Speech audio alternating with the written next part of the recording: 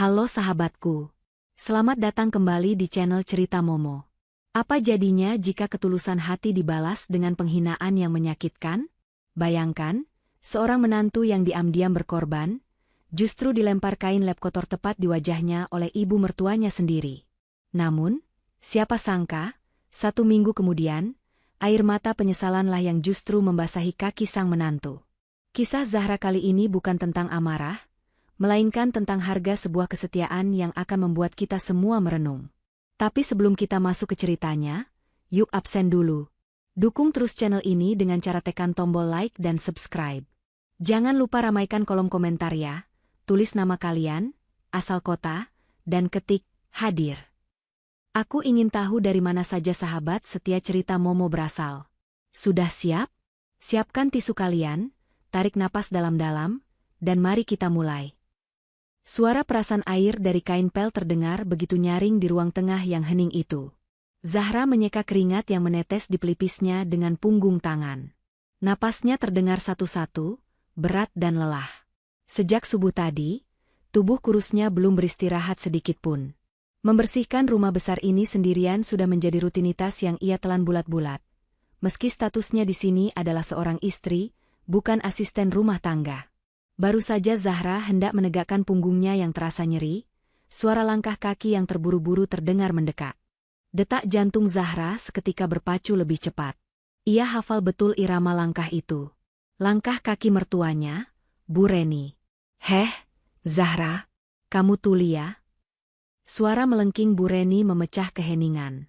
Wanita parubaya itu berdiri berkacak pinggang di ambang pintu, matanya menatap tajam penuh permusuhan. Zahra buru-buru meletakkan gagang pel dan menunduk sopan. "Maaf, Bu." Zahra sedang mengepel, jadi tidak mendengar ibu memanggil. "Ada apa, Bu?"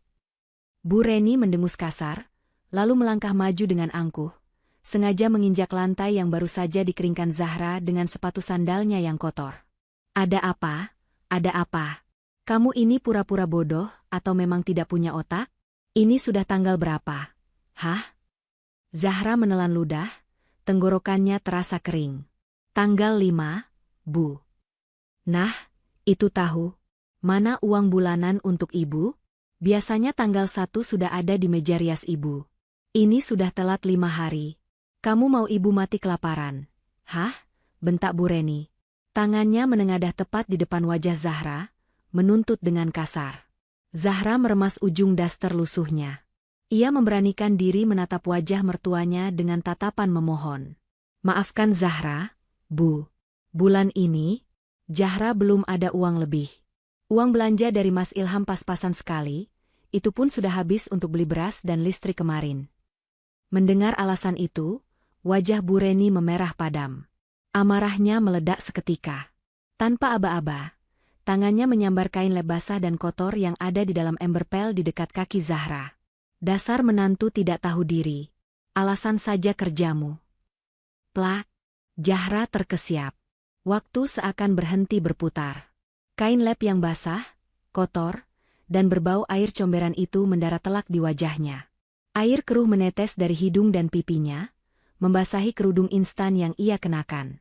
Rasa perih bukan berasal dari hantaman kain itu, melainkan dari harga dirinya yang dikoyak-koyak begitu rupa. Bu Reni tertawa sinis melihat menantunya yang mematung dengan kain lap menempel di wajah sejenak sebelum jatuh ke lantai. "Rasakan itu. Itu pantas untuk menantu pelit sepertimu. Menantu macam apa kau ini, tak pernah memberiku uang. Lihat menantu Bu Siska, tiap bulan kasih tas branded, kasih uang jutaan. Lah kamu, beliin beda ibu saja tidak mampu." Zahra tidak menjawab.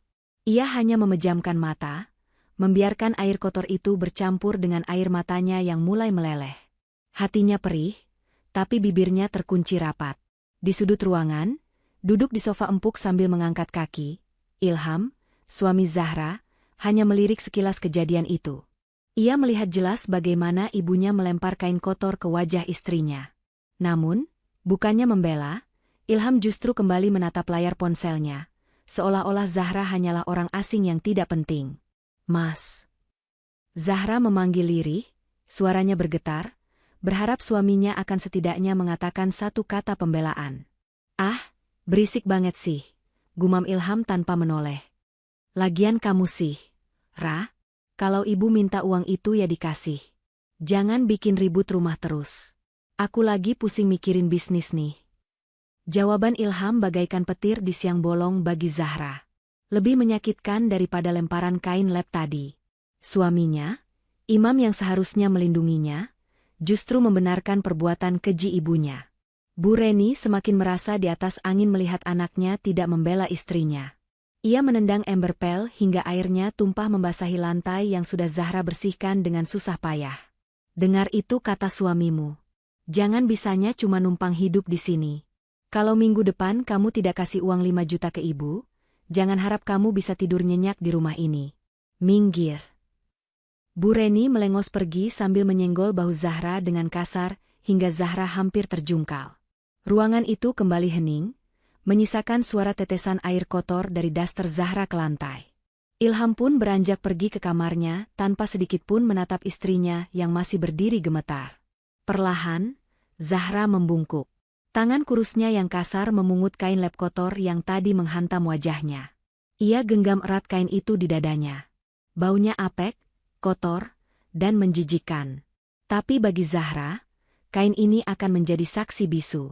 Saksi atas kesabarannya yang diinjak-injak hari ini. Ya Allah! Bisik Zahra lirih, suaranya pecah dalam isak tangis yang tertahan. Kuatkan aku demi rumah tangga ini. Ia menyeka wajahnya yang basah dengan ujung lengan baju. Meski dihina sehina-hinanya, Zahra tidak membalas dengan amarah. Ia hanya menyimpan luka itu dalam-dalam. Sebuah luka yang kelak akan membuka mata semua orang tentang siapa sebenarnya yang mulia dan siapa yang hina. Malam itu, jarum jam di dinding seakan bergerak begitu lambat. Di sudut kamar sempit di bagian belakang rumah yang lembab, suara mesin jahit tua menderu pelan, beradu dengan suara jangkrik di luar sana. Zahra masih terjaga, matanya yang sembab dan merah memicing menatap benang yang mulai kusut. Jemarinya yang kasar dengan cekatan memperbaiki jahitan pada sebuah kebaya pesanan orang.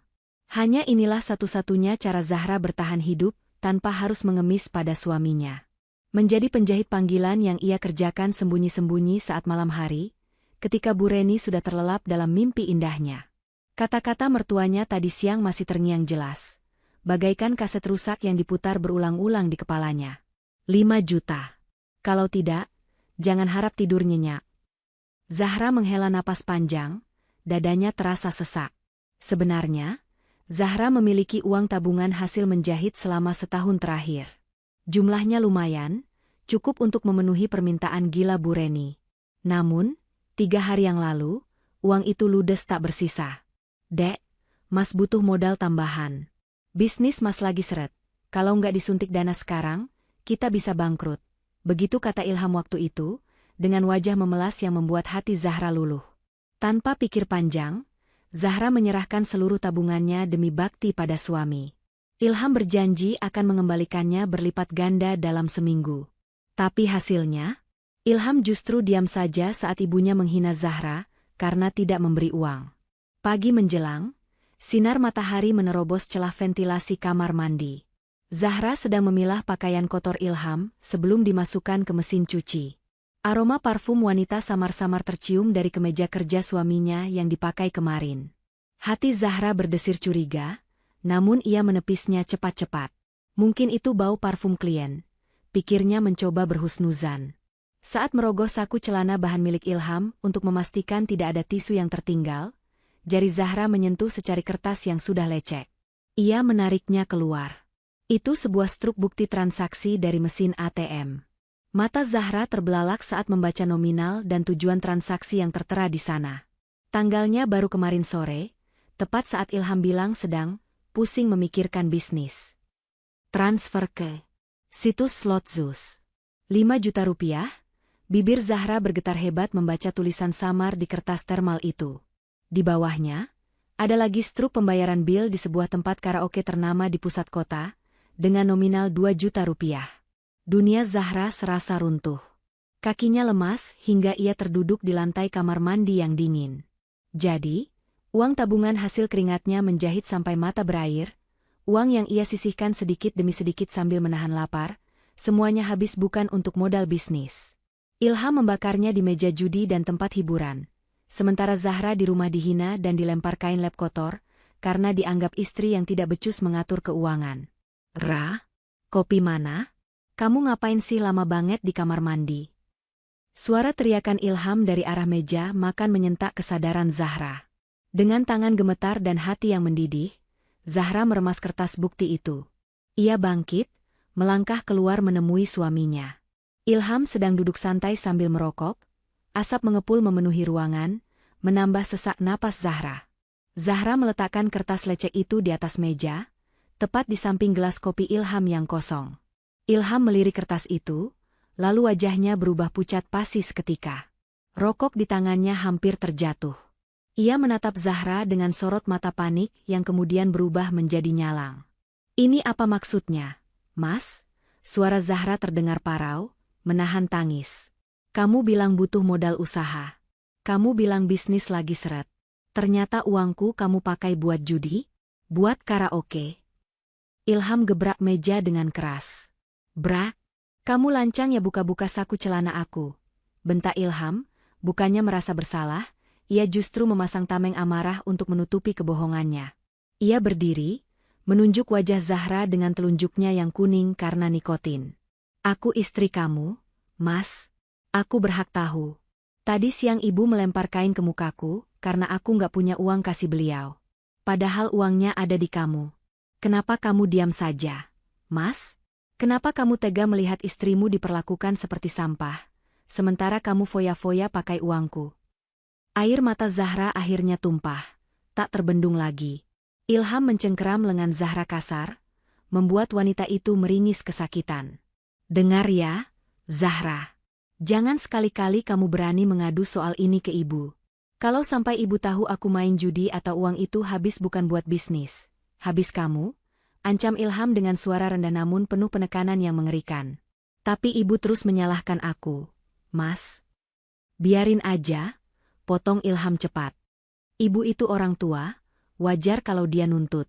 Tugas kamu sebagai istri itu menutupi aib suami, bukan malah mau ngadu domba. Pokoknya aku nggak mau tahu, kamu cari cara buat dapat uang 5 juta itu buat ibu. Jahit kek, apa kek.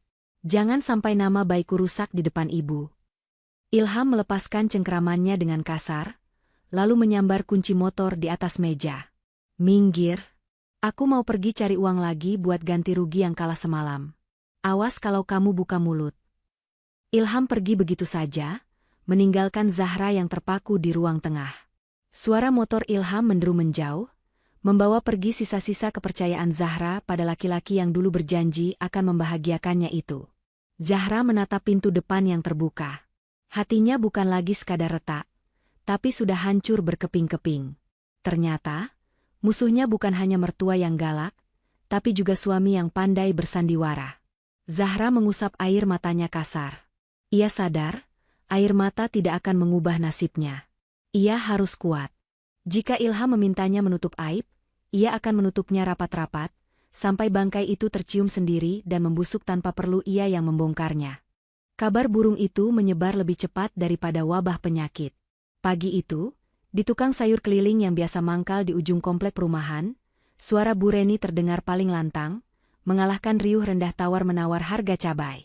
"Aduh, Bu Tejo, ibu-ibu semua, kalian tuh beruntung sekali punya menantu yang tahu diri," ujar Bu Reni sambil memilah-milah bayam dengan gaya berlebihan. Wajahnya dipasang sedih, seolah-olah dia adalah wanita paling menderita di dunia. "Loh, memangnya Zahra kenapa lagi, Bu Reni? Bukannya dia rajin ya? Suka bantu-bantu bersih-bersih?" tanya Bu Tejo memancing. Bu Reni mendengus, lalu berbisik tapi dengan volume yang sengaja dikeraskan. "Rajin apanya? Itu cuma pencitraan kalau ada orang lihat. Aslinya? Ampun deh." Pelitnya minta ampun. "Bayangkan ya, anak saya, Ilham, itu kan bisnisnya lancar, uangnya banyak. Tiap bulan Ilham itu kasih jatah besar buat saya lewat istrinya. Tapi apa? Sama si Zahra uangnya ditilep. Saya cuma dikasih remah-remah. Minta buat beli obat saja susahnya setengah mati." Ibu-ibu yang lain berdecak kaget, termakan omongan manis Bu Reni. "Ya ampun, tega banget ya. Padahal kelihatannya kalem.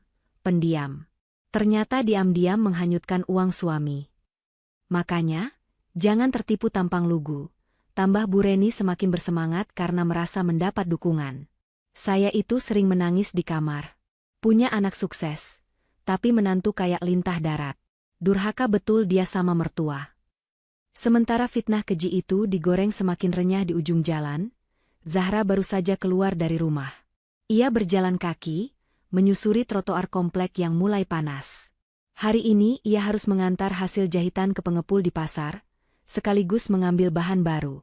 Karena tidak ada uang untuk naik ojek, Zahra terpaksa berjalan kaki sambil memanggul karung goni berisi kain-kain perca dan baju jadi yang cukup berat. Ketika Zahra melewati kerumunan ibu-ibu di tukang sayur, suasana yang tadinya riuh mendadak senyap. Tatapan mereka yang biasanya ramah atau setidaknya acuh tak acuh, kini berubah menjadi tatapan sinis yang menusuk. "Permisi, Bu." Sapa Zahra sopan sambil sedikit menundukkan kepala, mencoba tersenyum meski punggungnya terasa mau patah menahan beban karung. Tidak ada yang membalas. Bu Reni malah membuang muka dengan kasar, pura-pura sibuk menawar tahu. Salah seorang tetangga, Bu Ijah, nyeletuk dengan nada nyinyir. Ada orang kaya baru lewat. Pelit-pelit kok disuruh angkat karung? Uangnya disimpan buat apa? Mbak? Buat lari dari mertua? Zahra terhenti sejenak. Jantungnya berdegup kencang. Ia tidak mengerti dari mana datangnya tuduhan itu. Ia menatap Bu Reni, berharap mertuanya meluruskan kesalahpahaman. Namun, Bu Reni justru menyeringai tipis.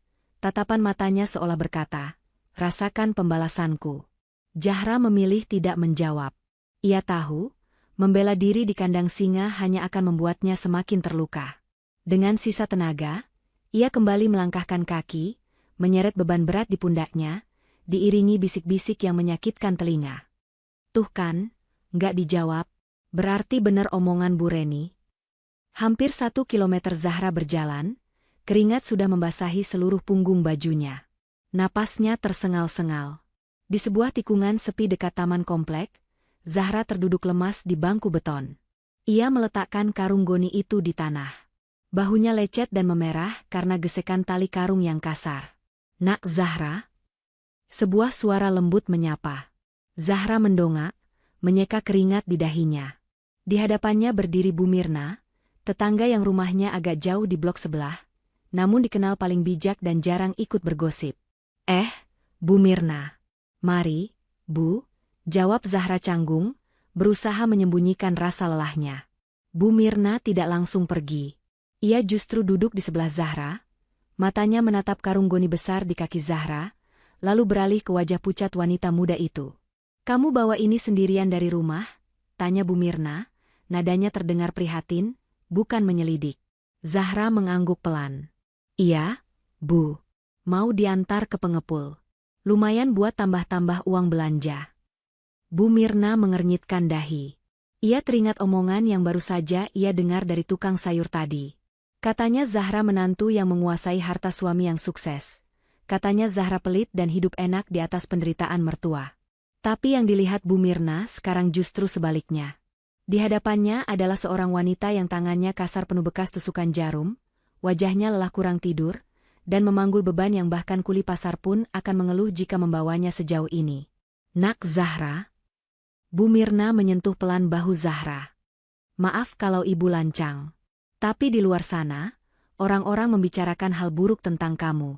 Ibu Reni bilang, kamu menahan uang Ilham dan membiarkan mertuamu sengsara." Zahra tercekat. Matanya berkaca-kaca.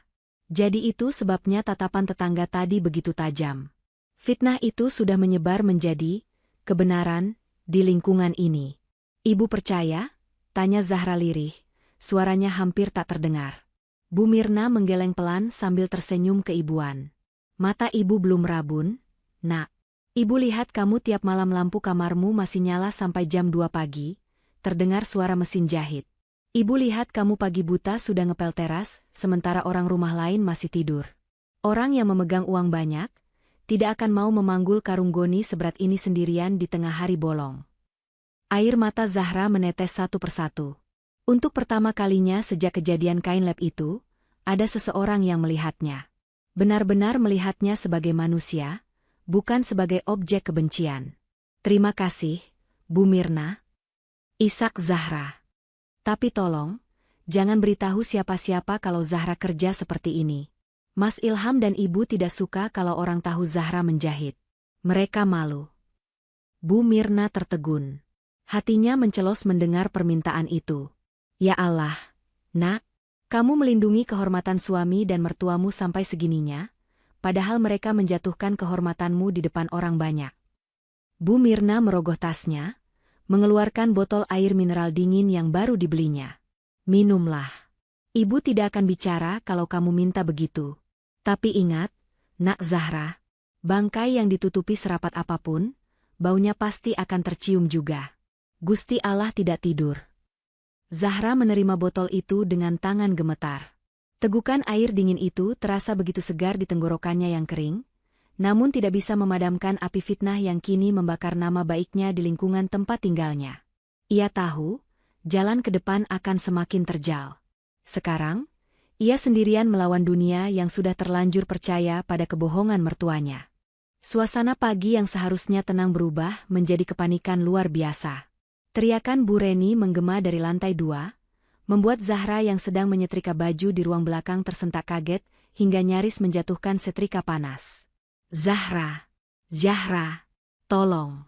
Jantung ibu, aduh, mati aku. Zahra berlari menaiki tangga 2 langkah sekaligus. Napasnya memburu saat mendobrak pintu kamar mertuanya. Di sana, Bu Reni sedang berguling-guling di atas kasur king size-nya, memegangi dada dengan wajah yang dipulas ekspresi kesakitan berlebihan. Kenapa, Bu? Ibu sakit? Tanya Zahra panik, langsung memijat kaki mertuanya yang dingin. Aduh, dada ibu sesak. Kepala ibu mau pecah. Ini pasti gara-gara kamu bikin darah tinggi ibu kumat terus. Cepat panggil Ilham. Bawa ibu ke rumah sakit sekarang. Jangan rumah sakit daerah ya, bawa ke RS Medika Utama. Ibu mau yang VIP. Perintah Bu Reni di sela-sela rintihannya. Zahra segera merogoh saku daster, mengambil ponsel retaknya untuk menelepon Ilham. Namun, panggilan itu hanya berujung pada suara operator. Sekali, 2 kali, 3 kali. Tidak ada jawaban. Ilham menghilang bak di telan bumi sejak pagi buta. Mas Ilham gak angkat. Bu, lapor Zahra cemas. Dasar tidak berguna. Menelepon suami saja tidak becus. Sudah, panggil taksi online. Cepat. Kamu mau ibu mati di sini supaya kamu bisa kuasai harta anakku. Hah? Tuduh Bu Reni kejam. Zahra menelan kepahitan itu bulat-bulat. Dengan sigap ia memesan taksi, memapah tubuh bongsor mertuanya menuruni tangga dengan susah payah, dan membawanya ke rumah sakit swasta termahal di kota itu sesuai permintaan Bu Reni. Sesampainya di instalasi gawat darurat, dokter segera memeriksa. Setelah beberapa menit yang menegangkan bagi Zahra, dan penuh drama bagi Bu Reni, dokter keluar dengan wajah datar. Hanya gejala dispepsia, Bu. Mak karena telat makan dan sedikit stres. Tensi memang agak naik, tapi tidak berbahaya. Jelas dokter. Zahra menghela napas lega. Alhamdulillah. Jadi bisa rawat jalan ya, Dok? Mendengar itu, Bu Reni langsung bangkit dari berangkar. Matanya melotot tajam. Apa? Rawat jalan? Enak saja. Saya ini pusing 7 keliling. Saya mau dirawat inap. Masukkan saya ke kamar VIP yang ada sofa bednya dan kulkas sendiri. Saya tidak mau pulang ke rumah yang sumpek itu. Dokter tampak bingung, menatap Zahra meminta persetujuan. Zahra menggigit bibir bawahnya. Biaya kamar VIP di sini per malamnya sama dengan biaya makan Zahra selama 2 bulan. Bu, kalau rawat inap biasa saja bagaimana? Kelas 1 juga sudah bagus kok. AC dan... Heh, miskin. Potong Bu Reni keras, membuat beberapa perawat dan pasien lain menoleh. Jangan samakan standar hidupmu dengan saya. Anak saya itu pengusaha sukses. Ilham pasti marah kalau tahu ibunya ditaruh di bangsal kayak ikan pindang. Masukkan VIP, titik. Nanti Ilham yang bayar. Zahra tidak punya pilihan. Ia mengangguk lemah pada bagian administrasi. Namun, masalah sebenarnya baru dimulai di meja kasir. Maaf, Bu Zahra. Untuk masuk kamar VIP, Harus ada deposit jaminan sebesar 5 juta rupiah. Sisanya bisa dilunasi saat pulang, ucap petugas administrasi ramah namun tegas. 5 juta. Angka itu lagi. Tubuh Zahra menegang. Dompetnya hanya berisi uang receh sisa belanja. Kartu ATM Ilham yang dipegangnya sudah kosong melompong. Zahra tahu itu karena ia sempat mengeceknya diam-diam kemarin. Zahra mencoba menelepon Ilham lagi. Kali ini diangkat, tapi suara bising musik dugem terdengar di latar belakang, padahal hari masih siang bolong. Halo, apaan sih? Ra? Ganggu orang meeting aja? Bentak Ilham di ujung telepon. Mas, ibu sakit. Minta masuk VIP. Butuh deposit 5 juta sekarang. Mas bisa transfer? Tanya Zahra putus asa. Halah, lebay banget sih ibu. Itu cuma masuk angin paling. Aku lagi nggak pegang cash. Lagi diputar buat modal semua. Kamu talangin dululah. Kamu kan punya simpanan, jangan pelit sama mertua. Udah ah. Tut. Sambungan diputus sepihak. Zahra mematung di depan meja administrasi. Petugas mulai menatapnya curiga. Di kejauhan, Bu Reni sudah berteriak-teriak memanggil nama Zahra, memaki lambatnya pelayanan. Zahra meraba jari manis tangan kanannya. Di sana melingkar sebuah cincin emas polos seberat 5 gram. Itu bukan cincin pemberian Ilham. Cincin kawin dari Ilham sudah lama dijual Ilham sendiri dengan alasan kepepet. Cincin yang melekat di jari Zahra ini adalah satu-satunya peninggalan almarhumah ibunya. Harta terakhir yang Zahra miliki di dunia ini, benda yang selalu ia elus saat ia merindukan ibunya. Air mata menggenang di pelupuk mata Zahra. Ia menatap cincin itu dengan tatapan perpisahan. Mbak, tolong tunggu sebentar ya. Saya cari uangnya dulu. Ibu saya jangan dipindah dulu, pinta Zahra pada petugas. Zahra berlari keluar rumah sakit. Di seberang jalan, ada toko emas kecil. Dengan langkah berat, ia menyeberang. 10 menit kemudian, Zahra kembali ke meja administrasi dengan wajah sembab dan jari manis yang kini kosong. Ada bekas garis putih melingkar di kulit jarinya, jejak cincin yang telah bertahun-tahun menemaninya. Ia meletakkan segepok uang tunai di meja. Ini, Mbak, 5 juta rupiah. Tolong segera masukkan ibu saya ke kamar. Sore harinya, Bu Reni sudah berbaring nyaman di ranjang empuk kamar VIP yang dingin dan wangi. TV layar datar menyala menampilkan acara gosip. Makanan mewah tersaji di meja. Bu Reni tampak segar bugar, tidak terlihat sakit sedikitpun. Ia sedang sibuk menelepon temannya, Pamer. Iya Jeng, ini saya di VIP Medika Utama. Biasalah, Ilham itu loh, anak saya. Katanya nggak tega kalau ibunya sakit sedikit, langsung disuruh masuk kamar paling mahal. Memang anak berbakti dia tuh. Zahra duduk di pojok ruangan, di kursi kecil yang keras, jauh dari sofa empuk. Ia menatap jari manisnya yang hampa. Hatinya perih mendengar pujian Bu Reni untuk Ilham. Pujian yang dibeli dengan cincin warisan ibu Zahra. Bu Reni menutup telepon, lalu melirik sinis ke arah Zahra. Heh, kamu ngelamun aja. Kupasin jeruk ini buat ibu. Untung Ilham sigap transfer uangnya. Coba kalau nungguin kamu, bisa mati berdiri ibu di lobi. Zahra mengambil jeruk itu, mengupasnya perlahan. Ia tidak membantah. Tidak ada gunanya mengatakan bahwa uang itu hasil menjual kenangan terakhirnya. Biarlah Allah yang mencatat. Hari ini, Zahra belajar bahwa kesabaran bukan berarti tidak merasa sakit, melainkan kemampuan untuk tetap diam meski hati menjerit pilu, demi sebuah kewajiban yang ia junjung tinggi. Namun Zahra juga sadar, pengorbanannya ini adalah batas akhir. Tidak ada lagi harta yang bisa ia jual. Jika badai datang lagi, ia benar-benar tidak punya apa-apa lagi untuk dijadikan tameng. Suasana di rumah mewah bercat putih itu tampak lebih ramai dari biasanya. Tepat 1 minggu setelah kejadian kain lab yang menyakitkan itu, dan 3 hari setelah Bu Reni pulang dari liburan VIP-nya di rumah sakit, ia memutuskan menggelar acara syukuran kecil-kecilan. Tentu saja, tujuannya bukan murni bersyukur, melainkan untuk memamerkan kesembuhannya dan menegaskan status sosialnya kepada tetangga yang sempat mendengar gosip miring. Di ruang tamu, Bu Reni duduk bak ratu dikelilingi beberapa ibu-ibu pengajian komplek.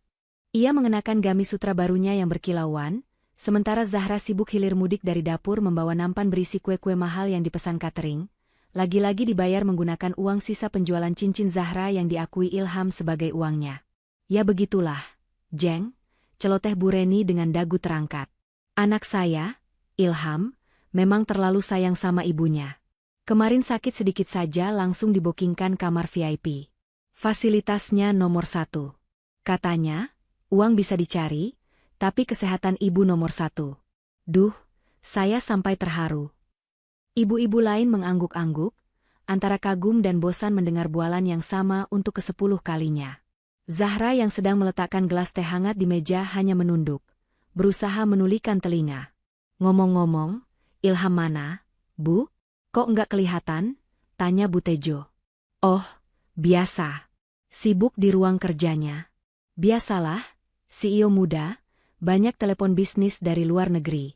Dia bilang mau mengurus proyek miliaran hari ini, jawab Bu Reni bangga. Padahal, Zahra tahu persis Ilham sedang mengurung diri di kamar bukan untuk bekerja, melainkan bersembunyi.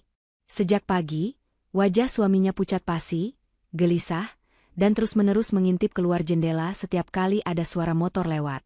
Tiba-tiba, suara deru mesin mobil yang bising terdengar berhenti tepat di depan pagar rumah. Bukan hanya 1, tapi 3 mobil sekaligus. Suara bantingan pintu mobil yang keras membuat obrolan di ruang tamu terhenti seketika. Wah, mungkin rekan bisnis Ilham datang bawa hadiah lagi, seru Bu Reni antusias. Ia segera bangkit, merapikan jilbabnya, dan berjalan menuju pintu utama dengan senyum lebar yang sudah disiapkan. Biar ibu yang sambut. Zahra, kamu ke belakang sana, jangan bikin malu di depan tamu penting. Zahra mundur perlahan ke arah penyekat ruangan. Namun, perasaannya tidak enak. Jantungnya berdebar kencang, firasat buruk yang selama ini menggantung di udara seakan siap meledak. Saat Bu Reni membuka pintu lebar-lebar, senyum di wajahnya seketika membeku. Yang berdiri di teras bukanlah rekan bisnis berdasi membawa parsel buah, melainkan 4 orang pria berbadan tegap dengan seragam polisi, didampingi 2 orang pria berpakaian preman dengan wajah garang dan membawa map tebal. Selamat siang. Apakah benar ini kediaman saudara Ilham Prasetya? Tanya salah satu polisi dengan nada tegas dan dingin. Wajah Bu Reni pucat pasi, bibirnya gemetar. Benar, Pak. Tapi, ada apa ya? Anak saya pejabat perusahaan, jangan sembarangan. Kami membawa surat perintah penangkapan untuk saudara Ilham atas dugaan penipuan investasi bodong, penggelapan dana nasabah, dan keterlibatan dalam sindikat judi online ilegal. Potong polisi itu tanpa basa-basi. Bagaikan disambar petir di siang bolong, lutut Bu Reni goyah. Ia berpegangan pada kusen pintu agar tidak ambruk. Tamu-tamu di ruang tamu mulai kasak-kusuk, beberapa berdiri ketakutan. Tidak mungkin. Bapak pasti salah orang. Anak saya pengusaha sukses. Dia kaya raya, jerit Bu Reni histeris, suaranya melengking memecah ketegangan. Minggir, Bu. Salah satu pria berpakaian preman, yang ternyata adalah debt collector, menerobos masuk dengan kasar. Ilham, keluar lu, jangan ngumpet kayak tikus.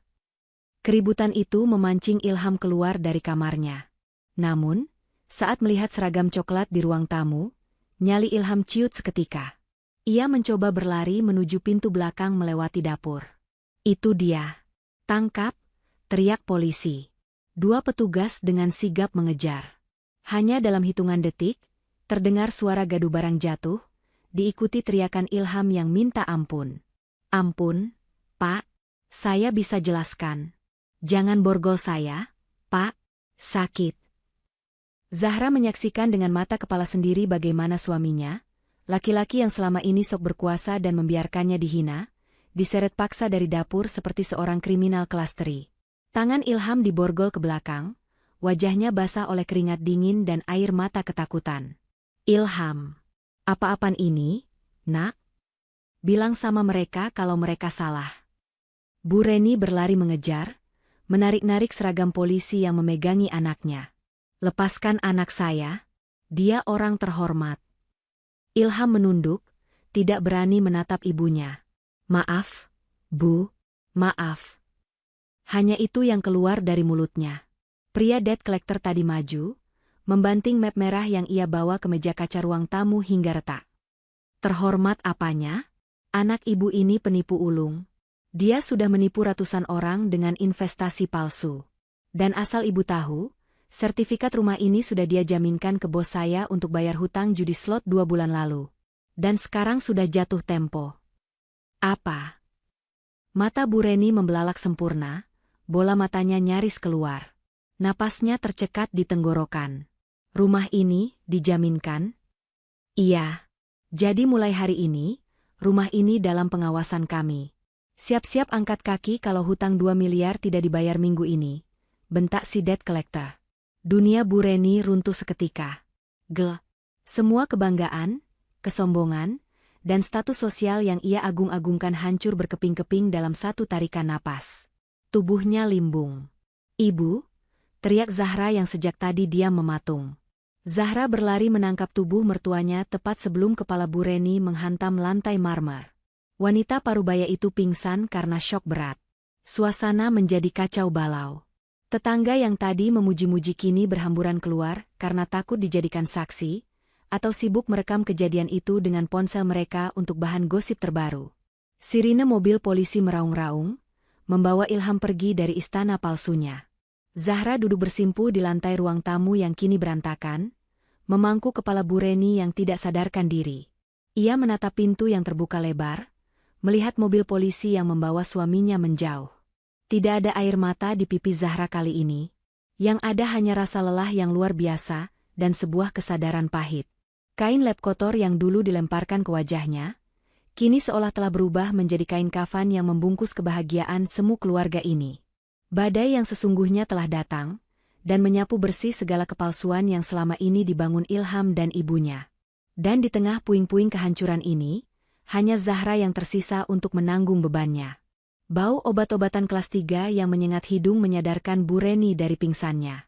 Saat ia membuka mata, pemandangan langit-langit kamar yang kusam dan suara rintihan pasien lain di sebelahnya membuatnya tersentak. Ini bukan kamar VIP yang ia tempati beberapa hari lalu. Ini bangsal umum yang panas dan sesak. Suster, kenapa saya di sini? Pindahkan saya ke VIP, teriak Bu Reni dengan suara parau. Namun, saat ia mencoba bangun, separuh tubuh bagian kanannya terasa berat dan kaku. Bibirnya pun terasa miring, membuat ucapannya terdengar sedikit rero. Seorang perawat datang dengan wajah datar. Ibu sudah sadar? Maaf, Bu. Tidak ada yang menjamin biaya VIP. Suami ibu di kantor polisi, dan menantu ibu bilang uangnya hanya cukup untuk administrasi di kelas ini. Itu pun sudah habis. Zahra? Geram Bu Reni. Dasar menantu tidak tahu diri. Dia pasti sengaja menaruh saya di sini. Namun, kemarahan Bu Reni tidak bisa mengubah kenyataan. Siang itu juga, ia dipulangkan paksa karena kondisi medisnya dianggap stabil. Meski sebenarnya tekanan darahnya masih tinggi dan gejala stroke ringan mulai menggerogoti tubuhnya. Penyiksaan batin yang sesungguhnya baru dimulai saat ia sampai di depan rumah mewahnya. Pagar rumah itu kini ditempeli stiker besar berwarna merah mencolok. Disita. Beberapa orang berbadan besar sedang mengangkut sofa kulit Itali kebanggaan Bu Reni ke atas truk. Televisi 60 inci, lemari kristal, hingga koleksi tas branded miliknya, semua diangkut tanpa ampun. Hentikan. Itu barang-barang saya. Kalian perampok. Bu Reni mencoba berteriak sambil menyeret kakinya yang berat, tapi tenaganya tidak ada apa-apanya dibandingkan para eksekutor itu. Minggir, Bu Tua, bentak salah satu preman. Anak ibu punya hutang 2 miliar plus bunga. Semua isi rumah ini bahkan belum cukup buat nutup hutang pokoknya. Bersyukurlah ibu nggak ikut kami seret ke kantor polisi sebagai penadah. Bu Reni terduduk lemas di aspal panas.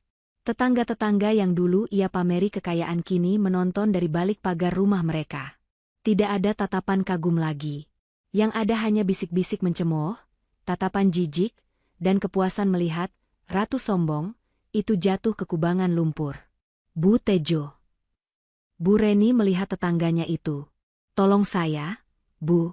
Pinjami saya uang sebentar. Nanti Ilham ganti. Bu Tejo yang dipanggil justru membuang muka dan buru-buru masuk ke dalam rumah, menutup pagar rapat-rapat. Maaf ya, Bu Reni. Saya nggak kenal sama keluarga penipu. Satu persatu pintu rumah tetangga tertutup bagi Bu Reni. Saudara-saudara yang dulu rajin datang meminta oleh-oleh, kini nomor teleponnya tidak aktif atau memblokir nomor Bu Reni saat ia mencoba menghubungi meminta bantuan. Mereka yang dulu memuja kesuksesan Ilham, kini menghilang seperti asap saat tahu kapal itu karam. Di tengah keputusasaan itu, sebuah bajai tua berhenti di depannya. Zahra turun dari sana. Wajahnya lelah, matanya sembab, tapi ia tetap melangkah mendekati mertuanya. "Ayo, Bu, kita pergi dari sini," ajak Zahra datar. "Saya nggak mau. Ini rumah saya," tolak Bu Reni keras kepala, meski air matanya mulai tumpah. "Ini sudah bukan rumah ibu lagi. Kalau ibu tetap di sini, orang-orang itu akan kasar sama ibu." "Zahra sudah carikan tempat tinggal sementara," ucap Zahra sambil mencoba memapah mertuanya. Dengan harga diri yang masih tersisa secuil, Bu Reni akhirnya menurut. Ia masuk ke dalam bajai sempit itu dengan hati hancur, meninggalkan istana yang selama ini menjadi tameng kesombongannya. Perjalanan terasa sangat jauh. Bajai itu membawa mereka menjauh dari kawasan elit, masuk ke ganggang sempit yang becek dan padat penduduk. Bau selokan menguar tajam saat mereka berhenti di depan sebuah rumah petak berukuran 3x4 meter. Dindingnya dari batako yang belum diplester halus, atapnya seng berkarat, dan lantainya hanya semen kasar. "Ini, kandang ayam apa rumah?" hina Bu Reni saat Zahra membukakan pintu kayu yang berderit. "Hanya ini yang bisa Zahra sewa dengan uang sisa, Bu. Yang penting bisa untuk berteduh," jawab Zahra sambil meletakkan satu-satunya tas berisi baju ganti Bu Reni di lantai. Kamar itu panas, pengap, dan hanya ada satu kasur busa tipis di pojok. Tidak ada AC, tidak ada kulkas, tidak ada TV. Zahra mau pergi sebentar, mau cari obat buat ibu di apotek generik. "Ibu istirahat dulu di sini," pamit Zahra setelah mendudukkan Bu Reni di kasur. Jangan tinggalkan saya. Kamu mau kabur kan? Kamu mau membiarkan saya mati di sini sendirian?" tuduh Bu Reni panik. Ketakutan akan ditinggalkan mulai merayapinya. "Zahra nggak kabur, Bu. Zahra harus kerja. Kalau nggak kerja, kita mau makan apa nanti malam?" Zahra menatap mertuanya lekat. Ada ketegasan baru di mata menantunya itu yang membuat nyali Bu Reni ciut. Zahra lalu menutup pintu dari luar, meninggalkan Bu Reni sendirian dalam keremangan kontrakan sempit itu. 1 jam berlalu. 2 jam. Matahari mulai terbenam dan ruangan itu menjadi gelap gulita karena Bu Reni tidak tahu di mana saklar lampunya. Sepi. Hening yang mencekam. Perut Bu Reni mulai melilit perih. Tenggorokannya kering kerontang. Ia ingin bangun mengambil air, tapi kakinya yang kaku membuatnya sulit bergerak. Ia terjatuh dari kasur saat mencoba berdiri, tubuhnya terjerembab di lantai semen yang dingin. "Ilham, tolong ibu." Rintihnya lirih dalam gelap. Tidak ada jawaban. Hanya suara tikus yang mencicit di plafon. "Jeng Siska, tolong."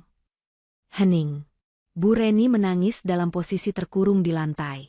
Bayangan masa lalunya berputar seperti film. Dulu, ia tinggal tunjuk, semua tersedia. Makanan enak, pelayan, AC dingin. Sekarang, untuk meneguk setetes air saja ia tidak mampu. Ia teringat Zahra. Menantu yang sering ia sebut, pembantu, miskin, dan beban. Di mana Zahra? Apakah benar Zahra sudah meninggalkannya? "Ya Tuhan, apa ini karma buat saya?" batin Bu Reni menjerit. Rasa haus semakin menyiksa. Tubuhnya yang separuh lumpuh terasa sakit semua. Di lantai yang dingin dan kotor itu, sang ratu yang dulu angkuh kini tak lebih dari seorang wanita tua yang tak berdaya, terbuang, dan dilupakan oleh dunia yang dulu ia banggakan. Ia baru menyadari, tanpa uang dan status anaknya, ia ternyata nol besar. Tidak ada yang peduli padanya. Benar-benar tidak ada. Kecuali mungkin satu orang yang tadi ia tuduh akan kabur. Tapi benarkah Zahra akan kembali? Atau Zahra juga sudah muak dan memilih membiarkan mertua jahat ini membusuk sendirian? Ketidakpastian itu jauh lebih menakutkan daripada rasa lapar yang kini menggerogoti perutnya. Suara engsel pintu yang berkarat terdengar menyayat di tengah keheningan malam, memecah keputusasaan yang sedang menyelimuti Bu Reni. Cahaya lampu jalan yang remang-remang menerobos masuk saat pintu kayu itu terbuka, menciptakan siluet tubuh seseorang di ambang pintu. Bu Reni yang tergeletak tak berdaya di lantai semen yang dingin menyipitkan mata. Jantungnya berdegup kencang. Apakah itu pemilik kontrakan yang mau mengusir mereka?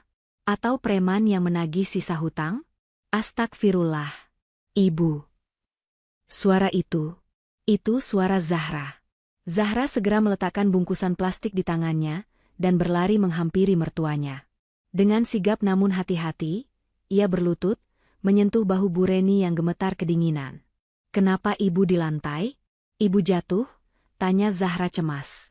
Ia tidak memarahi, tidak juga mengeluh, padahal wajahnya sendiri terlihat sangat lelah. Bu Reni ingin menjawab, ingin membentak seperti biasa, "Lama sekali kamu." Tapi suaranya tercekat. Rasa malu tiba-tiba menyergapnya. Ia, yang dulu memandang Zahra lebih rendah dari kotoran kuku, kini harus ditolong oleh wanita itu dalam kondisi paling menyedihkan. Dengan sekuat tenaga, Zahra memapah tubuh bongsor Bu Reni. Zahra menggertakkan gigi, menahan berat beban mertuanya, sementara Bu Reni hanya bisa menyeret kakinya yang kaku. Napas mereka beradu dalam kesunyian kamar sempit itu, hingga akhirnya Bu Reni berhasil didudukan kembali di atas kasur busa tipis. "Zahra, nyalakan lampunya ya, Bu." "Maaf, saklarnya agak tinggi di balik pintu, tadi lupa Zahra kasih tahu," ucap Zahra sambil menekan tombol lampu. Cahaya bohlam 5 watt yang suram menyinari ruangan. Kini Bu Reni bisa melihat jelas penampilan Zahra. Daster yang dipakai Zahra basah oleh keringat, ujung jilbabnya agak kotor terkena debu jalanan. Tapi di tangan wanita itu, ada sebungkus bubur ayam hangat dan sebotol air mineral. "Minum dulu, Bu." Zahra membantu memegangkan botol ke bibir Bu Reni yang pucat. Bu Reni meneguk air itu dengan rakus. Air yang rasanya biasa saja itu, kini terasa seperti air paling nikmat yang pernah ia minum seumur hidup. Setelah dahaganya reda, Zahra membuka bungkusan bubur itu. Uap panas mengepul, membawa aroma gurih yang langsung memancing perut Bu Reni berbunyi nyaring. "Ayo makan, Bu, mumpung masih hangat." "Zahra suapi ya," tawar Zahra lembut, menyendokkan bubur itu. Bu Reni memalingkan wajahnya ke tembok. Gengsinya masih setinggi langit. "Saya tidak lapar," tolaknya ketus, meski perutnya melilit perih. "Kamu beli pakai uang siapa? Uang ngemis?" Zahra menghela napas panjang, tapi tangannya tidak turun. "Ini uang halal, Bu." Hasil Zahra menjahit saku celana borongan tadi sore di konveksi dekat pasar. "Ibu harus makan, nanti sakitnya tambah parah." "Kalau ibu sakit, siapa yang mau jenguk Mas Ilham?" Menyebut nama Ilham membuat pertahanan Bu Reni runtuh sedikit. Ia menoleh perlahan, menatap sendok yang disodorkan Zahra. Dengan ragu, ia membuka mulutnya. Suapan pertama masuk. Hangat, lembut. Tanpa sadar, air mata Bu Reni menetes, jatuh membasahi pipinya yang keriput. Ia makan sambil menangis. Zahra dengan telaten menyuapinya. Sesekali mengusap tetesan bubur di sudut bibir mertuanya dengan tisu, tanpa rasa jijik sedikitpun. Setelah bubur habis setengah, Zahra meletakkan mangkuk itu. Ia lalu mengambil baskom kecil berisi air hangat dan sebuah handuk kecil bersih, bukan kain lap kotor seperti yang dulu. "Badan ibu lengket, pasti gerah seharian di sini." "Zahra seka dulu ya, biar tidurnya enak," ujar Zahra sambil memeras handuk itu. Saat handuk hangat itu menyentuh wajah Bu Reni, tubuh wanita tua itu tersentak. Ingatan 1 minggu lalu berputar kembali dengan jelas. Saat itu, tangannya sendiri yang melempar kain lepel penuh air comberan ke wajah Zahra. Ia menghina Zahra kotor dan tidak berguna. Kini, wajah Zahra berada tepat di depannya. Dekat sekali. Tidak ada dendam di mata itu. Hanya ada ketulusan dan fokus untuk membersihkan daki di leher dan lengan Bu Reni. "Kenapa?" Suara Bu Reni keluar serak, hampir tak terdengar. Zahra berhenti mengusap lengan mertuanya. "Kenapa apa, Bu? Kenapa kamu masih di sini?" tanya Bu Reni dengan suara bergetar hebat. "Kenapa kamu tidak pergi saja? Rumah sudah tidak ada. Ilham di penjara. Saya sudah tidak punya uang sepeser pun buat kamu. Saya cuma orang tua lumpuh yang menyusahkan. Kenapa kamu malah merawat saya?" Zahra tersenyum tipis. Ia mencelupkan lagi handuk itu ke air hangat. Karena Zahra istri Mas Ilham, Dan ibu adalah ibunya Mas Ilham. Itu artinya ibu adalah ibu Zahra juga, jawab Zahra tenang. Dulu saat Zahra menikah, Zahra berjanji berbakti bukan cuma saat senang, tapi juga saat susah. Mungkin ibu tidak pernah menganggap Zahra menantu, tapi bagi Zahra, ibu tetap orang tua yang harus Zahra hormati. Kata-kata itu menghujam dada Bu Reni lebih sakit daripada vonis dokter. Ia merasa ditampar bolak-balik. Bukan dengan tangan, tapi dengan akhlak. Di saat semua orang yang ia banggakan, teman sosialita, saudara kaya, bahkan anak kandungnya sendiri yang penipu, menghilang, justru orang yang paling sering ia sakiti inilah yang menjadi kakinya saat ia tak bisa berjalan, dan menjadi tangannya saat ia tak bisa makan. Sudah, Bu, jangan dipikirkan dulu. Sekarang ibu istirahat. Zahra mau sholat isya dulu di pojok sana. Zahra merapikan selimut tipis menutupi tubuh Bu Reni. Zahra menggelar sajadah lusuh di sudut ruangan yang sempit. Bu Reni memandangi punggung menantunya yang mulai takbiratul ihram. Dalam keremangan kamar kontrakan itu, Bu Reni melihat sesuatu yang tidak pernah ia lihat sebelumnya. Di balik kesederhanaan dan kediaman Zahra selama ini, tersimpan kekuatan yang luar biasa. Zahra bagaikan malaikat tak bersayap yang dikirim Tuhan justru, saat Bu Reni merasa dunia telah membuangnya ke tempat sampah. Malam itu, untuk pertama kalinya dalam tidur lelapnya, Bu Reni tidak memimpikan harta atau pesta mewah. Ia tertidur dengan perasaan aman karena tahu ada Zahra yang menjaganya, meski di luar sana badai kehidupan sedang mengamuk dengan dahsyat. Hati batunya mulai retak, membiarkan cahaya penyesalan perlahan masuk menyinari jiwanya yang gelap. Matahari pagi menyelinap malu-malu melalui celah ventilasi kayu yang lapuk, menciptakan garis-garis cahaya berdebu di lantai semen. Zahra sudah pergi sejak azan subuh berkumandang. Katanya ada pesanan jahitan seragam sekolah yang harus dikebut di pasar. Di atas meja kayu kecil, satu-satunya meja di kontrakan itu, sudah tersedia teh hangat yang ditutupi tatakan gelas dan sepotong roti tawar. Bu Reni duduk termenung di tepi kasur tipisnya. Tubuhnya masih terasa kaku, namun istirahat semalam membuatnya sedikit lebih bertenaga.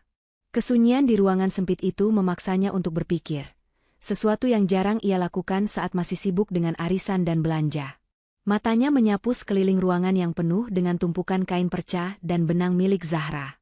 Karena bosan dan merasa ruangan itu terlalu berantakan, Bu Reni mencoba bergerak. Ia berniat merapikan tumpukan kain di sudut ruangan yang terlihat miring dan hampir rubuh. Dengan langkah tertatih, ia menyeret kakinya mendekat. Anak ini, naruh barang sembarangan. Gumam Bu Reni, kebiasaan mengomelnya muncul otomatis, meski kini nadanya tak lagi segarang dulu. Saat ia mencoba mengangkat tumpukan kain perca itu, sebuah buku tulis bersampul coklat kusam terjatuh dari sela-selanya. Buku itu mendarat dengan posisi terbuka di lantai. Kertasnya terlihat lecek dan pinggirannya menguning, tanda sering dibolak-balik. Bu Reni membungkuk susah payah untuk memungutnya. Awalnya ia tidak tertarik, mengira itu hanya buku pola jahitan. Namun, tulisan tangan Zahra yang rapi dan tegak bersambung di halaman yang terbuka menarik perhatiannya. Pengeluaran bulan April. Dahi Bu Reni berkerut. Rasa ingin tahu mendorongnya untuk duduk kembali di kasur dan membaca lebih teliti. Matanya menelusuri baris demi baris catatan angka di sana. 5 April. Pemasukan jahit lembur 3 hari, Rp800.000. Pengeluaran, bayar tunggakan listrik rumah ibu, Mas Ilham bilang uangnya kepakai Rp1.500.000, ambil dari tabungan. Jantung Bu Reni berdegup kencang. Listrik? Bukannya Ilham bilang dia yang membayar tagihan listrik bulan itu karena bisnisnya sedang untung besar? Kenapa di sini tertulis Zahra yang menalangi? Tangan Bu Reni gemetar saat membalik halaman berikutnya. 20 Mei, uang saku ibu untuk arisan sosialita, Rp2 juta. Catatan, Mas Ilham minta tolong carikan uang karena kalah judi bola. Terpaksa jual kalung emas pemberian almarhumah ibu. Ya Allah! Desis Bu Reni. Tangannya menutup mulutnya yang menganga tak percaya. Kalung itu, ia ingat Zahra pernah bilang kalung ibunya hilang dicuri orang saat di pasar. Ternyata dijual demi menutupi aib Ilham agar Bu Reni tetap bisa gaya di depan teman-temannya.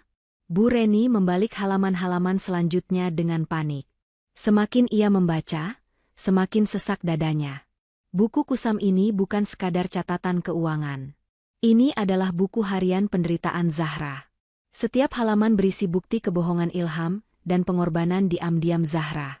Agustus, servis mobil Mas Ilham. 3 juta rupiah. Mas Ilham marah-marah kalau mobil rusak. Malu sama klien. September, baju gamis sutra pesanan ibu. 1.500.000 rupiah. Zahra jahit sendiri sampai jam 3 pagi supaya ibu senang. Air mata Bu Reni mulai menetes, membasahi kertas buku itu. Ia ingat gamis itu. Ia memamerkannya ke semua orang. Bilang kalau itu hadiah mahal dari Ilham yang dibeli di butik terkenal. Padahal, itu hasil keringat Zahra menjahit di tengah malam buta. Dan apa balasan Bu Reni waktu itu? Ia malah mencemooh Zahra karena masakannya kurang asin. Sampailah Bu Reni pada halaman terakhir yang ditulis dengan tinta yang agak luntur, seolah penulisnya sedang menangis saat menulisnya. Tanggalnya tepat 1 hari sebelum kejadian pelemparan kain lab. 5 November, ibu minta uang bulanan 5 juta besok. Mas Ilham baru saja mengambil semua uang di dompetku dan di ATM. Katanya buat modal lagi. Aku sudah bilang itu uang jatah ibu, tapi Mas Ilham malah membentak. Sekarang aku tidak punya apa-apa. Cincin ibu sudah dijual buat bayar RS kemarin. Ya Allah. Besok aku harus bilang apa sama ibu? Ibu pasti marah. Kuatkan aku, ya Allah. Biarlah aku yang dimarahi, asalkan ibu tidak tahu kelakuan anak kesayangannya. Brok. Buku itu terlepas dari genggaman Bu Reni. Pertahanan jiwanya runtuh seketika. Ternyata, selama ini ia buta. Ia telah memuja, bangkai, yang ia anggap emas, dan membuang, berlian, ke tempat sampah. Kemewahan yang ia nikmati, rasa hormat yang ia banggakan, obat-obatan mahal yang ia minum, semuanya berasal dari tetesan keringat dan air mata menantu yang ia sebut pembantu. Ilham, anak kebanggaannya, hanyalah benalu yang bersembunyi di balik punggung istrinya yang rapuh. Dan Zahra? Zahra menanggung semua beban itu sendirian, menelan semua hinaan Bu Reni bulat-bulat, demi menjaga nama baik suami dan kebahagiaan mertuanya. Zahra? Rintih Bu Reni. Suaranya pecah menjadi tangisan yang menyayat hati. Maafkan ibu, nak, ya Allah, ampunilah dosa hamba. Bu Reni memeluk buku catatan itu erat-erat ke dadanya, seolah memeluk tubuh Zahra. Rasa bersalah menghujam jantungnya lebih sakit daripada serangan jantung manapun. Bayangan saat ia melempar kain lap kotor ke wajah Zahra berputar kembali, kini terasa seperti ia sedang melempar kotoran ke wajahnya sendiri. Betapa hinanya ia. Betapa sucinya hati Zahra. Di tengah isak tangis yang mengguncang tubuh rentanya, pintu depan terbuka. Zahra masuk dengan wajah lelah, menenteng kantong plastik berisi sayuran layu sisa pasar. Melihat mertuanya menangis histeris di lantai sambil memeluk buku catatannya, mata Zahra membelalak. Kantong belanjaannya terjatuh. Ibu. Kenapa, Bu? Ada yang sakit? Zahra berlari, langsung bersimpuh memeluk kaki mertuanya. Bu Reni tidak menjawab. Ia hanya menatap wajah Zahra dengan pandangan yang kabur oleh air mata. Tangan keriputnya terangkat gemetar, bukan untuk memukul, tapi untuk menyentuh pipi Zahra yang tirus. Nah, bisik Bu Reni parau. Kenapa kamu tidak pernah bilang? Kenapa kamu diam saja ibu hina? Padahal nyawa ibu ada di tanganmu. Zahra terdiam, melirik buku yang dipeluk Bu Reni. Ia mengerti sekarang. Rahasianya sudah terbongkar. Zahra menunduk, menggenggam tangan mertuanya. Karena kebahagiaan ibu adalah kewajiban Zahra. Kalau ibu tahu yang sebenarnya, hati ibu akan hancur. Zahra nggak mau lihat ibu sakit. Mendengar itu, tangis Bu Reni meledak semakin keras. Ia menarik tubuh Zahra ke dalam pelukannya. Erat, sangat erat. Untuk pertama kalinya dalam sejarah pernikahan Zahra, dinding keangkuhan itu hancur tak bersisa. Di dalam kontrakan sempit itu, dua wanita berbeda generasi itu menangis bersama, meleburkan luka masa lalu dengan air mata kebenaran yang baru saja terungkap. Suara roda kursi roda berdecit pelan menyusuri lorong panjang yang berbau karbol dan lembab itu. Zahra mendorong kursi roda pinjaman yang diduduki Bu Reni dengan langkah pelan namun pasti. Di sekeliling mereka, tembok-tembok tinggi berwarna abu-abu kusam seolah menghimpit dada, menciptakan suasana mencekam yang membuat siapapun ingin segera berbalik arah dan lari. Ini adalah kunjungan pertama mereka ke lembaga pemasyarakatan, lapas, tempat Ilham ditahan sementara menunggu sidang. Bu Reni meremas tangannya sendiri di atas pangkuan. Wajahnya pucat, matanya menatap nanar ke arah pintu besi di ujung lorong. Seminggu yang lalu, ia masih memimpikan liburan ke Eropa. Hari ini, ia berlibur ke penjara untuk melihat anak kebanggaannya. "Ibu siap?" bisik Zahra lembut saat mereka berhenti di depan ruang kunjungan. Bu Reni mengangguk lemah, meski bibirnya gemetar. "Buka pintunya, Zahra. Ibu harus lihat dia." Petugas membuka pintu besi berat itu. Di dalam ruangan yang disekat oleh kaca tebal dan deretan kursi besi, Ilham sudah menunggu. Pemandangan itu bagaikan hantaman palu godam bagi Bu Reni. Ilham yang dulu selalu tampil klimis dengan setelan jas mahal, rambut tertata rapi, dan jam tangan emas melingkar di pergelangan, kini nyaris tak dikenali. Rambutnya dicukur habis hingga botak. Tubuhnya kurus kering, wajahnya kusam dan dipenuhi bintik-bintik merah bekas gigitan nyamuk. Ia mengenakan rompi oranye tahanan yang kedodoran. Melihat ibunya datang, mata Ilham berbinar. Bukan binar rindu, melainkan binar harapan akan jalan keluar instan. "Bu, Ibu." Ilham setengah berdiri, tapi tangannya terhalang borgol yang dikaitkan ke meja. "Syukur alhamdulillah ibu datang." "Bu, tolong Ilham, Bu." Di sini mengerikan. Makanannya basi, tidurnya di lantai dingin, Ilham dipukuli tahanan lain. "Ibu harus keluarkan Ilham sekarang." Zahra memarkir kursi roda Bu Reni tepat di hadapan Ilham. Bu Reni tidak langsung menjawab. Ia menatap lekat-lekat wajah putranya. Wajah yang selama ini ia manjakan, ia banggakan, dan ia lindungi dari segala kesulitan. "Bu, kenapa diam saja? Mana pengacaranya? Ibu pasti bawa uang jaminan kan?" "Zahra, kamu bawa sertifikat rumah kan? Jual saja rumah itu, yang penting Mas keluar." Cerocos Ilham panik, matanya liar menatap Zahra dengan penuh tuntutan. "Rumah sudah disita, Mas," jawab Zahra datar. Suaranya tenang, namun tegas. "Semua aset, mobil, perhiasan, semuanya habis untuk bayar hutang judimu yang miliaran itu. Itu pun masih kurang." Wajah Ilham berubah garang. Ia menatap Zahra dengan kebencian. "Bohong. Kamu pasti simpan uangnya kan? Bu, jangan percaya sama Zahra. Dia itu licik. Dia pasti mau kuasai harta kita saat aku di penjara." "Cukup, Ilham." Suara Bu Reni tidak keras, tapi getarannya mampu membungkam mulut Ilham seketika. Bu Reni mengangkat tangannya yang gemetar, menunjuk wajah anaknya sendiri. "Jangan pernah kamu sebut istrimu licik," ucap Bu Reni dengan air mata yang mulai mengalir deras. "Orang yang kamu sebut licik itu, dialah yang menyuapi ibumu saat lumpuh. Dialah yang membersihkan kotoran ibu. Dialah yang bekerja menjahit sampai pagi demi membelikan ibu obat." Ilham ternganga. Ia belum pernah melihat ibunya membela Zahra. "Tapi Bu Reni mengeluarkan buku catatan kusam milik Zahra dari balik selimut di pangkuannya. Ia menempelkan buku itu ke kaca pemisah. "Lihat ini, Ilham. Lihat," isak Bu Reni. "Ibu sudah baca semuanya. Uang belanja ibu, uang rumah sakit, uang gamis ibu, semuanya dari keringat Zahra. Bukan dari bisnis tipu-tipumu itu. Kamu membohongi ibu bertahun-tahun, Nak. Kamu jadikan ibu ratu dengan uang hasil memeras istri kamu sendiri." Ilham terdiam. Wajahnya pucat pasi. Rahasianya terbongkar sudah. Tidak ada lagi tempat untuk bersembunyi. Bahunya merosot turun, seolah seluruh energinya tersedot habis. Aku cuma mau ibu bangga," cicit Ilham pelan, kepalanya tertunduk dalam. "Ibu selalu bandingin aku sama anak-anak teman ibu yang sukses.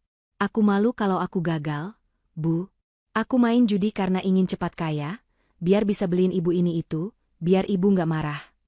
Dan dengan cara itu kamu menghancurkan kita semua," potong Bu Reni pilu. "Kamu bukan bikin ibu bangga, Ilham. Kamu bikin ibu buta. Ibu buta karena uang harammu, sampai ibu tidak bisa melihat berlian yang ada di sampingmu ini." Bu Reni menoleh ke arah Zahra, menggenggam tangan menantunya. Hening menyelimuti ruangan itu.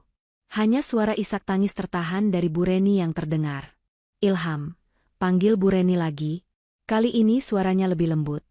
Naluri keibuannya menyeruak keluar meski hatinya hancur lebur. Ilham mendongak, air mata mulai membasahi pipi kotornya. Ibu. Ilham menangis, suaranya pecah seperti anak kecil. Maafin Ilham, Bu. Ilham salah. Ilham durhaka. Bu Reni ingin sekali memeluk anaknya, tapi kaca tebal itu memisahkan mereka. Ia hanya bisa menempelkan telapak tangannya ke kaca, tepat di depan wajah Ilham. Ibu maafkan kamu, Nak. Ibu juga salah karena terlalu menuntut kamu jadi orang kaya sampai lupa mendidikmu jadi orang jujur, ucap Bu Reni lirih. Tapi hukum tetap hukum. Kamu harus bertanggung jawab. Jalani hukumanmu di sini. Bertobatlah. Jangan cari jalan pintas lagi. Zahra. Ilham beralih menatap istrinya. Ra, maafin Mas. Mas jahat sama kamu. Tolong jangan tinggalin Mas. Ra. Zahra menatap suaminya dengan tatapan yang sulit diartikan. Ada sisa cinta, tapi lebih banyak rasa sakit dan kecewa yang mendalam. Aku sudah memaafkan Mas, kata Zahra pelan. Tapi untuk kembali seperti dulu, aku butuh waktu. Mas. Sekarang, fokuslah perbaiki dirimu di sini. Sholatlah. Minta ampun sama Allah, bukan sama aku. Waktu kunjungan habis. Sirine berbunyi nyaring. Petugas datang untuk membawa Ilham kembali ke sel. Bu. Zahra. Jangan pergi, teriak Ilham saat diseret petugas. Tangisnya meledak, menggema di lorong dingin itu. Penyesalan itu datang terlambat, sangat terlambat. Zahra memutar kursi roda Bu Reni. Ia tidak menoleh lagi ke belakang. Bu Reni menutup wajahnya dengan kedua tangan, menangis tergugu sepanjang jalan keluar. Hatinya hancur melihat kondisi anaknya, tapi ia tahu ini adalah jalan terbaik. Kain lap, kotor yang dulu menutupi mata hati mereka kini telah diangkat. Kenyataan memang pahit, tapi setidaknya, kini tidak ada lagi kebohongan di antara mereka. Mereka keluar dari gedung penjara itu menuju cahaya matahari yang menyengat. Langit terlihat cerah, kontras dengan hati mereka yang mendung. Namun, di balik mendung itu, ada kelegaan yang luar biasa. Beban kepalsuan yang selama ini dipikul Zahra dan Bu Reni akhirnya runtuh. Kini, hanya tersisa puing-puing yang harus mereka tata kembali. Perlahan-lahan, dimulai dari nol. Matahari sore yang kemerahan menyinari teras rumah kontrakan sempit itu, ketika Zahra dan Bu Reni tiba kembali dari penjara. Suasana hening, namun bukan keheningan yang mencekam seperti malam-malam sebelumnya. Kali ini, keheningan itu terasa lebih ringan, seolah beban ribuan ton baru saja diangkat dari pundak mereka berdua. Zahra membantu Bu Reni turun dari taksi online, lalu memapahnya masuk ke dalam kamar. Tubuh Bu Reni masih lemah, namun sorot matanya yang dulu angkuh kini telah redup, berganti dengan pandangan sendu penuh penyesalan. Sesampainya di tepi kasur busa, Bu Reni tidak langsung duduk. Ia menahan tangan Zahra yang hendak beranjak mengambil air minum.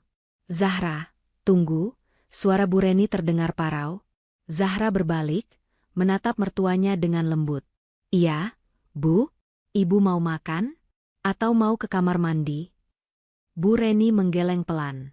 Dengan sisa tenaga yang dimilikinya, wanita parubaya itu memaksakan kakinya yang gemetar untuk menekuk. Perlahan, ia menurunkan tubuhnya ke lantai semen yang dingin. Zahra terbelalak kaget. Ibu mau apa? Lantainya kotor. Bu? Zahra bergegas hendak mengangkat tubuh mertuanya, namun Bu Reni menolaknya. Ia tetap memaksakan diri hingga kedua lututnya menyentuh lantai, tepat di hadapan kaki Zahra. Kepala Bu Reni menunduk dalam, bahunya terguncang hebat. Bu, jangan begini. Suara Zahra tercekat.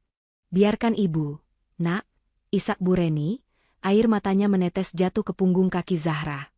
Biarkan Ibu bersujud di kaki kamu. Ini adalah tempat yang pantas untuk ibu yang buta hati seperti saya. Ibu. Zahra ikut berlutut, mencoba mensejajarkan posisinya, air mata mulai menggenang di pelupuk matanya. Bu Reni mengangkat wajahnya yang basah oleh air mata. Tatapannya penuh luka yang mendalam. Ingat kain lap itu, Zahra? Kain lap kotor yang ibu lempar ke wajahmu seminggu yang lalu? Seharusnya kain itu ibu pakai untuk menampar wajah ibu sendiri. Ibu menghinamu miskin, padahal kamulah yang paling kaya hatinya. Ibu menghinamu tak berguna, padahal kamulah satu-satunya tongkat saat ibu lumpuh. Tangis Bu Reni pecah semakin keras, menggema di ruangan sempit itu. Maafkan ibu, Zahra. Maafkan ibu yang sudah menzalimi kamu. Ibu malu. Ibu malu sekali sama Allah, sama kamu. Bu Reni hendak mencium kaki Zahra, namun dengan cepat Zahra menahan bahu mertuanya. Ia menarik tubuh ringkih itu ke dalam pelukannya. Erat, sangat erat. Seolah ingin menyalurkan seluruh kekuatan yang ia miliki kepada wanita tua yang rapuh ini. Sudah, Bu. Cukup, bisik Zahra di sela isak tangisnya, mengelus punggung Bu Reni dengan lembut. Ibu tidak perlu bersujud pada manusia. Zahra sudah memaafkan ibu. Demi Allah, Zahra sudah ikhlas. Lupakan soal kain lap itu, Bu. Anggap saja itu cara Allah menegur kita supaya kita lebih dekat. Tapi dosa ibu besar, Nak. Pintu ampunan Allah jauh lebih besar. Bu, potong Zahra lembut. Ia menghapus air mata di pipi keriput mertuanya dengan ujung jilbabnya, bukan dengan kain lap, melainkan dengan kain penutup auratnya yang suci. Zahra cuma minta satu hal. Ibu jangan sedih terus. Kita harus kuat. Mas Ilham butuh doa kita biar dia jadi orang yang lebih baik di sana. Kita mulai semuanya dari nol ya, Bu. Bu Reni mengangguk tersendat-sendat, menatap menantunya dengan pandangan takjub. Ia baru menyadari, kecantikan Zahra bukan terletak pada wajah atau pakaian mahalnya, tapi pada hatinya yang seluas samudra. 3 bulan kemudian. Suara mesin jahit tua menderu berirama di teras kontrakan. Zahra sedang fokus menjahit keliman sebuah gaun pesta pesanan pelanggan barunya. Sejak kejadian itu, Zahra tidak lagi menyembunyikan pekerjaannya. Tetangga sekitar kontrakan yang tahu cerita sebenarnya justru menaruh hormat padanya, dan sering memberikan orderan jahitan. Di sampingnya, duduk Bu Reni di kursi plastik. Kondisinya sudah jauh membaik meski jalannya masih sedikit pincang. Tidak ada lagi gamis sutra atau perhiasan emas yang melekat di tubuhnya. Ia hanya mengenakan daster batik sederhana yang bersih. Tangan Bu Reni sibuk melipat baju-baju hasil jahitan Zahra dan memasukkannya ke dalam plastik kemasan dengan rapi.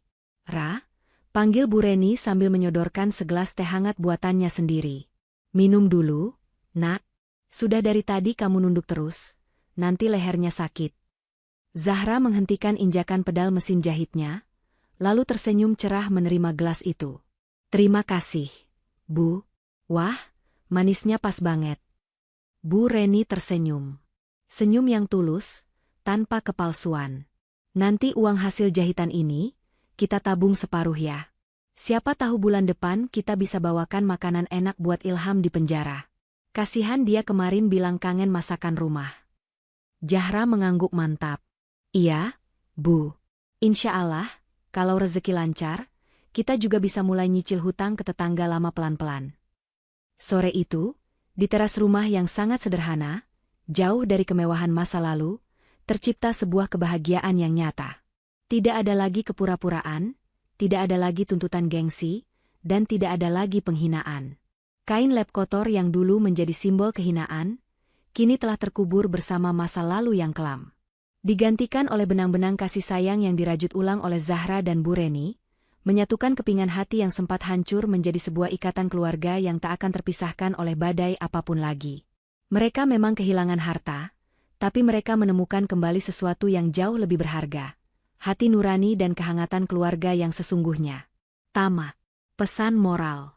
Jangan pernah menilai seseorang dari apa yang ia miliki, tapi nilailah dari apa yang ia beri saat engkau tak punya apa-apa. Harta bisa lenyap dalam sekejap mata, namun ketulusan hati dan kesabaran adalah kekayaan abadi yang akan menyelamatkanmu di saat dunia berpaling darimu.